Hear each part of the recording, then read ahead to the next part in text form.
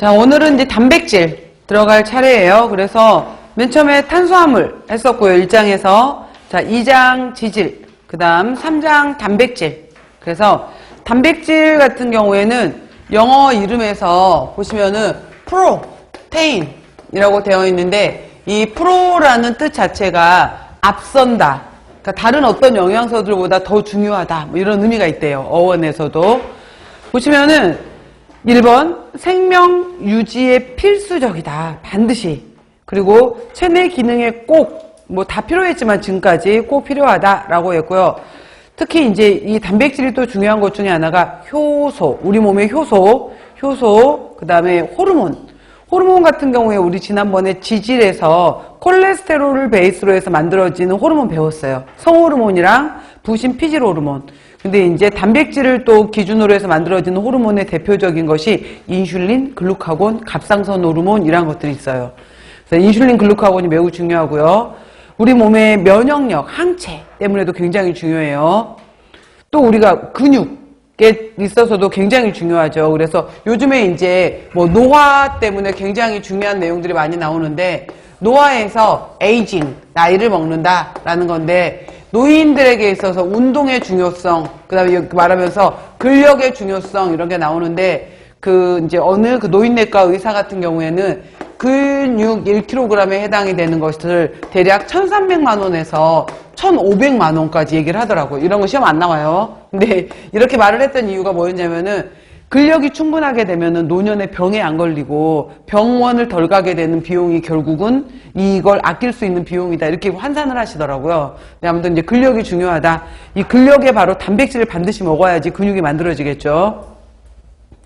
그리고 4번 보시면은 당질, 지질은 탄소, 수소, 산소로만 이루어져 있었어요, 주로. 근데 얘는 단백질은 반드시 질소, N을 함유하는 질소 화합물이다 라고 했었을 때 가끔 계산법 물어봐요. 자, 단백질 중에 질소가 있게 되는 건데, 이 질소가 단백질, 식품 속에 100이 들어있다면은 질소의 경우에는 약 16 정도가 들어있어요. 그래서 이렇게 계산해 보세요. 그래서 이 식품 속의 단백질은 얼마인가 라고 했었을 때 100분의 16을, 그러니까 16을 100을 16으로 나누게 되면은 6.25라는 계수가 나와요. 이거를 어떤 식품에 있어서 단백질 함량을 알고 싶을 때 이거는 질소값을 알려줄 거거든요. 질소값 곱하기 6.25로 계산하시게 되면은 그 식품 속에 들어있는 단백질 함량을 추적으로 계산할 수가 있어요. 그래서 이거는 16% 정도를 가지고 있다, 이걸 질소 계수로 환산을 하게 되면은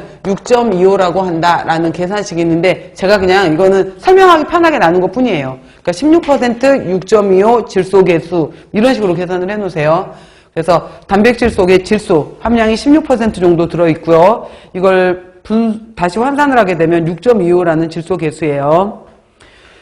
그 다음에 단백질이라는 것은, 이 단백질을 이루고 있는 가장 기본 단위는 아미노산이에요. 아미노산에 해당이 되는 건데, 이거는 식품화학 시간을 굉장히 중요하게 배우는데, 아미노산의 경우에 바로 카르복실기도 갖고 있고, 아미노기도 갖고 있고, 수소도 갖고 있고, 이 세 개의 물질을 공통으로 갖고 있어요. 그리고 이렇게 해당이 되는 여기 알기에 누가 들어가느냐에 따라서 이제 아미노산 이름이 붙게 되는 건데, 대략 20개 정도에 해당이 되는 아미노산이 있는데, 이것들이 펩타이드 결합을 통해서 단백질이라는 고분자 물질을 만들게 되는 거예요. 그래서 단백질의 기본 단위는 아미노산은 수십 개, 수백 개의 아미노산들을 통해서 만들어진 것이 바로 단백질이다라는 거예요.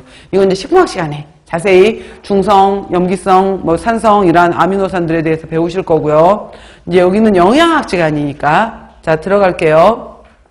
보시면 단백질의 기능 굉장히 중요해요. 단백질의 기능. 그래서 크게 보시면은 여기 제가 맨 앞에 나와 있는 순서대로가 중요한 순서라 그랬어요. 맨 앞에 1번부터가. 단백질의 기능은 바로 우리 몸 체조직을 성장시키고 유지시키는 데 굉장히 중요하다라는 거고요. 두 번째, 아까 말했던 것처럼 효소, 호르몬, 우리 몸의 여러 가지 생리활성 물질을 합성하는 데 중요하다라는 거고요.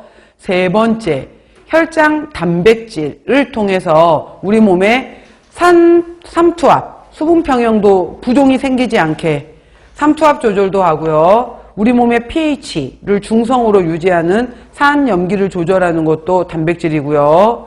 우리 몸에 필요한 영양소를 운반하는 것도 단백질이에요. 굉장히 중요하죠. 그 다음 4번 면역 기능 보시면 항체이란 것도 4번에 보시면은 특히 항체 중에서도 감마 글로불린의 역할이 바로 면역 항체 형성하고 굉장히 밀접해요. 그 다음에 여기까지가 주요 기능이고요. 그래도 안 돼 라고 하게 되면은 포도당 신생으로 넘어가게 되는데 이것까지 일어나면 안 좋은 거예요. 몸이 단백질이 분해가 돼서 포도당이 되겠다라는 건 몸이 안 좋다라는 거예요. 그래서 뭘 할 건데 6번에 보시면은 내가 에너지 내줄게. 이건